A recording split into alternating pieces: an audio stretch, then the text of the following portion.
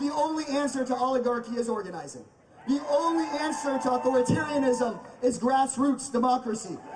People all over the country are looking for that fight, and they can see us right here on the Capitol grounds in the heart of darkness. But here in Austin, Texas, we're a shining light. That was Democratic Congressman Greg Casar of Texas at one of several Fight the Trump takeover protests taking place all over the country today. People have been pushing back against Trump's mid-decade gerrymander amid rising fears of unchecked authoritarian power in the U.S. It comes as Texas Democrats are preparing to head back home after a 2-week break and quorum break. And just as redistricting efforts are ramping up in California and a number of other states. Joining us now, Congressman Joaquin Castro of Texas. He's also a member of the House Foreign Affairs Committee. Congressman, good to see you. Thanks for joining us tonight. House Speaker Dustin Burrows had strong words for your colleagues as they all prepare to head back home soon. Let's take a listen, and I want to get your thoughts on the other side. Those who have refused to make quorum, I'm sure you're missing home. Do not think you have permission to return to Texas and enjoy a peaceful weekend before finally showing up to work. DPS will remain active and civil arrest warrants will be reissued. If you are located, you will be compelled to this chamber. Are Democrats prepared right now, Congressman, for the road ahead and legal peril? No, absolutely. And I mean, let me be clear about something. The Speaker of the House, the Governor of Texas are complicit with Donald Trump in trying to steal 5 congressional seats in Texas. They are trying to steal 5 Democratic seats and take them and give them to Republicans. And so I'm very proud of our state representatives in Texas who went to Chicago to stop Donald Trump from messing with Texas. I was part of the group in 2003 that left the state to Ardmore, Oklahoma, to try to stop, at that time, House Majority Leader Tom DeLay from accomplishing the same thing. They took, I think, at that time, about 6 seats. And the mistake we made is that none of the Democratic governors back then responded. And so they obviously thought that they could come back and do it again and that there would be no response. This time, Gavin Newsom, Governor Pritzker, and others are proving that Democrats are going to fight back. To that point, Congressman, we are seeing more and more support coming from the Democratic establishment, if you will.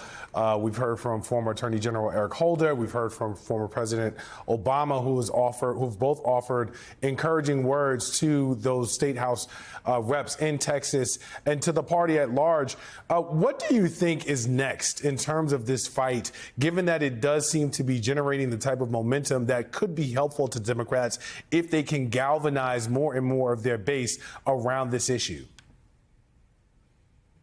Well, that's a great question, because in 2004, after the 2003 mid-decade redistricting or gerrymandering, in the Texas legislature, for example, we actually picked up a bunch of seats. And so part of the benefit of state house Democrats in Texas doing this is that it raises the stakes. It helped get other Democratic governors to engage and offer to do redistricting themselves if necessary.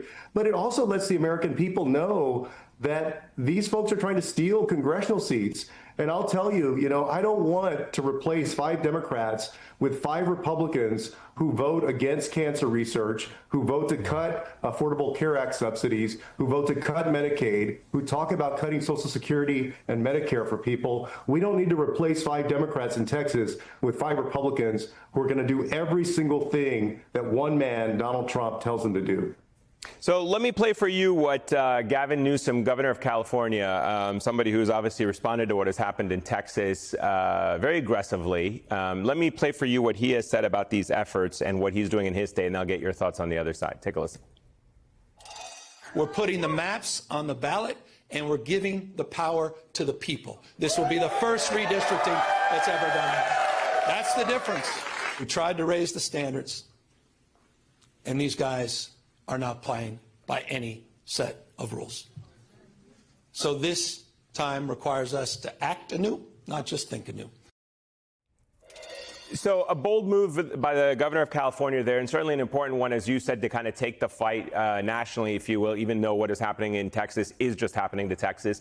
But the concern is if that doesn't pass in California, if for some reason that amendment doesn't pass and they can't add those 5 new representatives, Democratic representatives, where do things go from there? Well, I hope that other Democratic governors and states will look at doing the same thing. But let's be clear about something, is there could be irreparable harm done, not just to Texas, but to the country, if this kind of mid-decade gerrymandering, and Texas is already badly gerrymandered, but if it's allowed to continue, because look, I don't think it ends here, quite honestly. I think if we run let's just say that Texas redraws the maps, and they try to take those 5 districts. If Republicans and Donald Trump don't get the results they want, he will demand that the Texas legislature come back after the election and do it all over again. I don't think that it ends here. I think that he'll try to come back again if he doesn't get what he wants and try to do it again. Congressman, I have to ask you, too, before we go, about the summit in Alaska. Putin coming back to U.S. soil to meet with a U.S. president for the first time since this war began. What was your reaction to what we saw, or I guess what we did not see?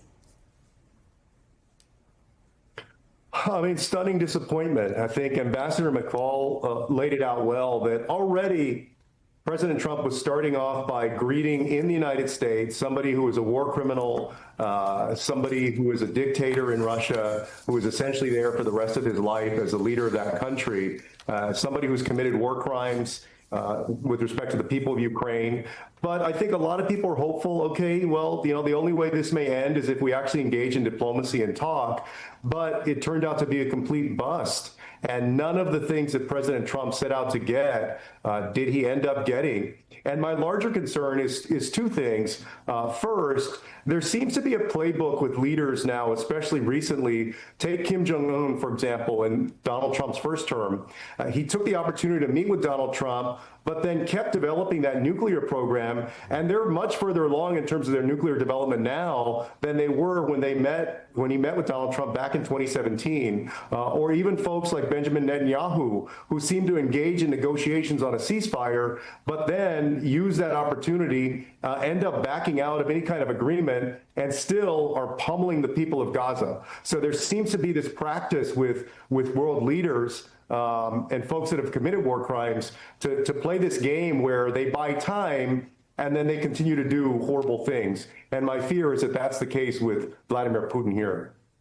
Congressman Joaquin Castro, thank you for being with us tonight.